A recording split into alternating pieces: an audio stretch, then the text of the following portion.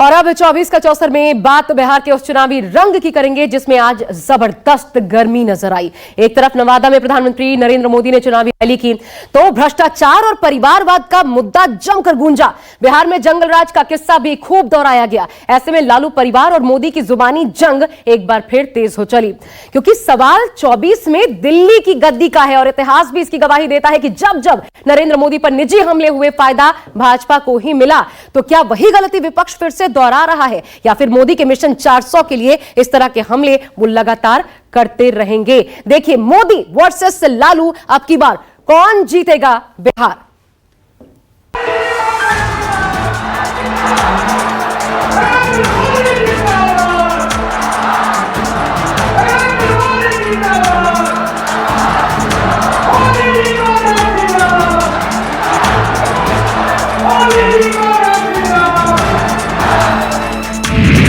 नवादा बिहार से हुंका, मोदी मिशन 400 पार। अब की बार जय जय श्री राम, जय जय श्री राम, नरेंद्र मोदी जिंदाबाद। आज पूरा देश कह रहा है, फिर एक बार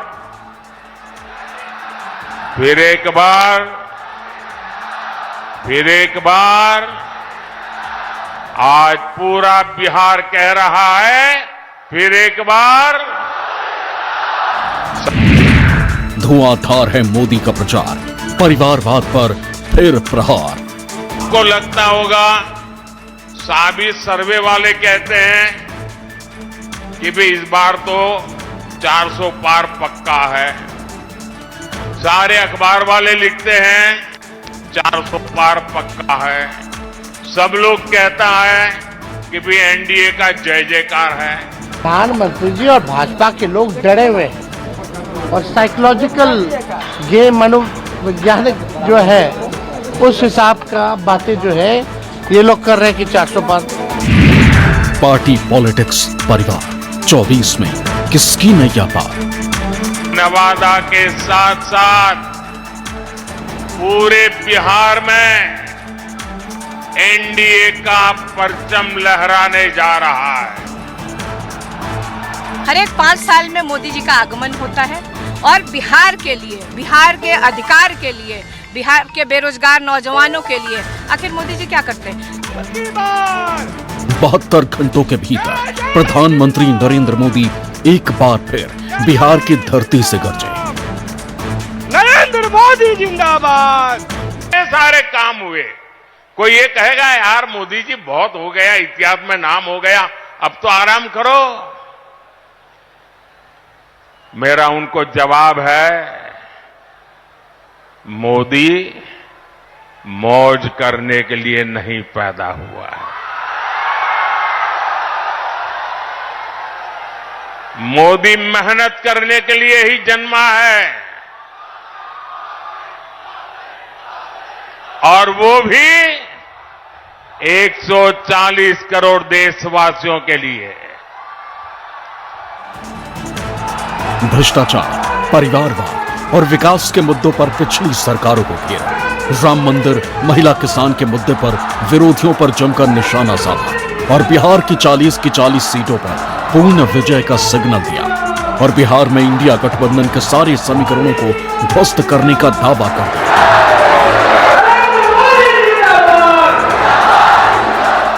इंडी गठबंधन के एक बहुत बड़े नेता ने कहा कि मोदी जी आपको जो गारंटी देता है उस पर बैन लगना चाहिए।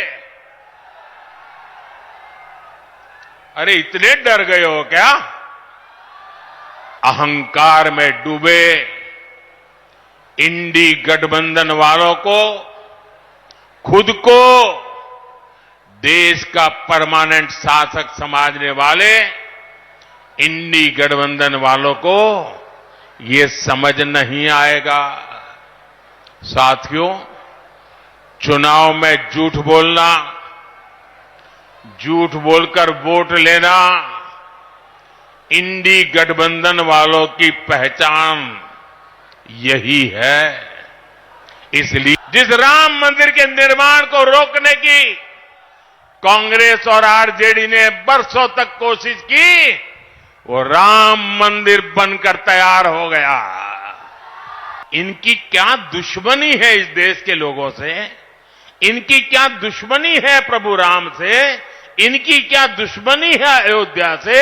उनकी क्या दुश्मनी है हमारी विरासत से कि राम मंदिर बन गया तो बोले हम उसके प्राण प्रतिष्ठा में नहीं जाएंगे, विरोध किया। इंडी गठबंधन के पास न विजन है न विश्वसनीयता है। दिल्ली में जो लोग एक साथ खड़े होते हैं, अलग अलग राज्यों में वही एक दूसरे को गाली देते हैं। यही नहीं, पीएम मोदी ने ये तक दावा कर दिया कि जो अब तक नहीं हुआ वो अब होगा। अभी तक 10 सालों में जो कुछ हुआ वो सिर्फ विकास का ट्रेलर था और पिक्चर अभी बाकी है। अब तक बहुत हुआ है, बहुत किया है, लेकिन मोदी का मन तो यही कहता है कि ये तो अभी ट्रेलर है।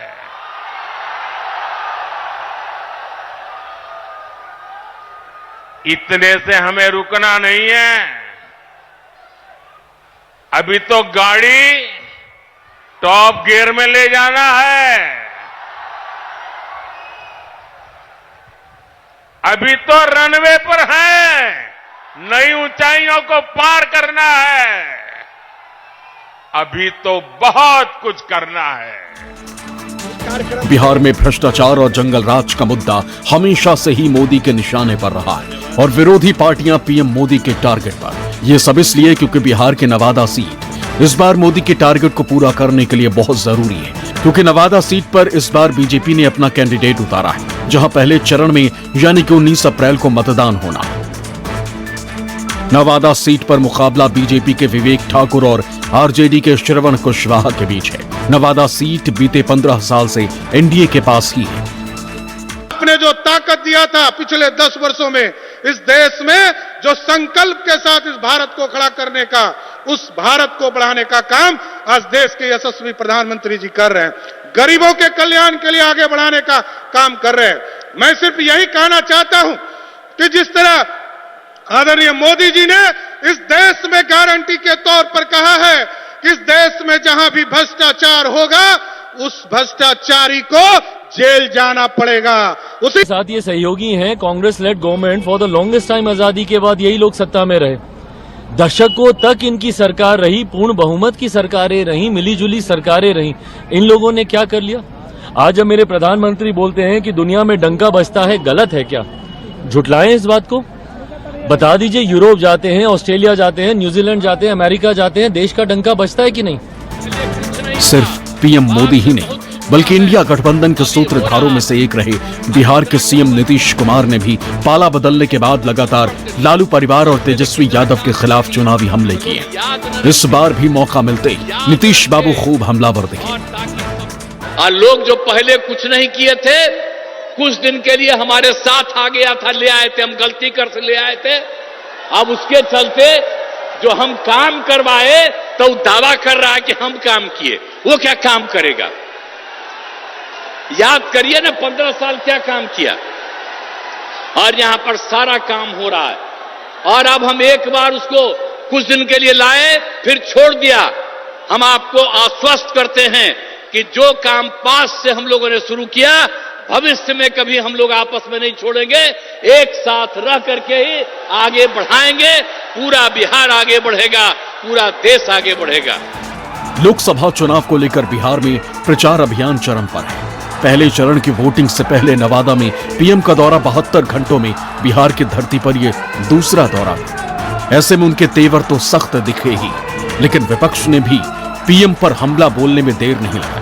तेजस्वी यादव और बहन मीसा भारती के बयानों से साफ है बिहार में इस वक्त चुनावी सरगर्मी काफी तेज है।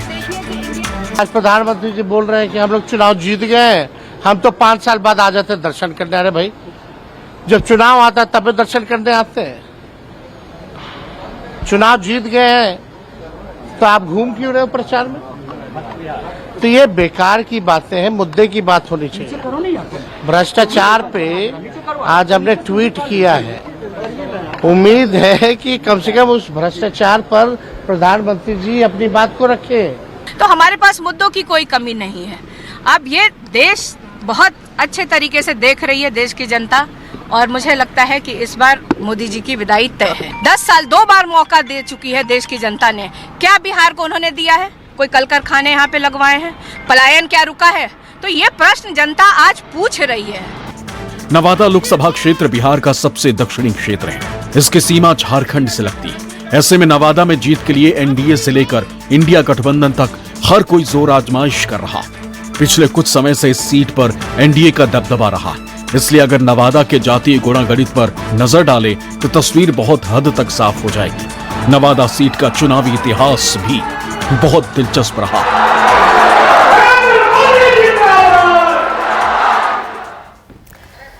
चलिए, तो नवादा का चुनावी समीकरण सबसे पहले आपको हम बताते हैं किस तरीके से क्या क्या होता रहा है, कैसे अब एनडीए का एक तरीके से किला बनता जा रहा है नवादा, और कैसे यहां पर अगर इतिहास देखा जाए तो बराबर का गुणागणित देखने को मिलता रहा है। देखिए, नवादा का चुनावी समीकरण समझिए। 2014 में बीजेपी के गिरिराज सिंह फायर ब्रांड नेता माने जाते हैं, वो सांसद बने। 19 में एनडीए गठबंधन में ये सीट एलजेपी को मिल गई थी। और फिर क्या हुआ? 2019 में एलजेपी के चंदन सिंह बड़े अंतर से जीते। दबदबा देखने को मिला एनडीए का। यादव और भूमिहार जाति का वोटर यहां निर्णायक भूमिका में माना जाता है। अति पिछड़े, दलित और महादलित की भी यहां पर बड़ी तादाद है। इनका भी एक बड़ा फैक्टर है जो वोट में असर डालता है। कुछ इलाकों में मुस्लिम और ब्राह्मणों का दबदबा देखने को मिलता है। अब हम आपको जातीय गणित भी दिखा देते हैं। देखिए, भूमिहार 22 से 25%, यादव, कोयरी, कुर्मी यानी पिछड़ों की बात की जाए 25%, दलित महादलित 25% है, वैश्व 8%, मुस्लिम 8%, ईबीसी एक्सट्रीम बैकवर्ड क्लास 15%।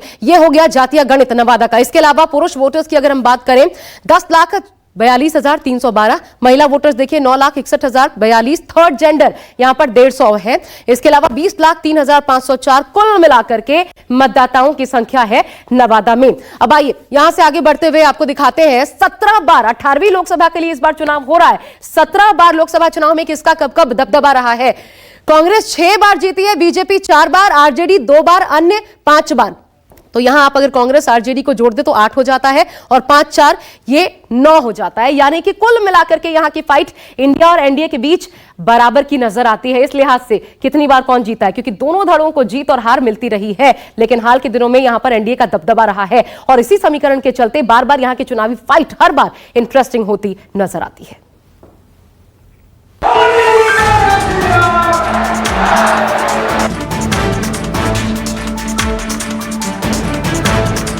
चुनावी दौर में बयानबाजी का शोर, और उस शोर में जो सबसे ज्यादा बार सुनाई दे रहा है वो शब्द है भ्रष्टाचार।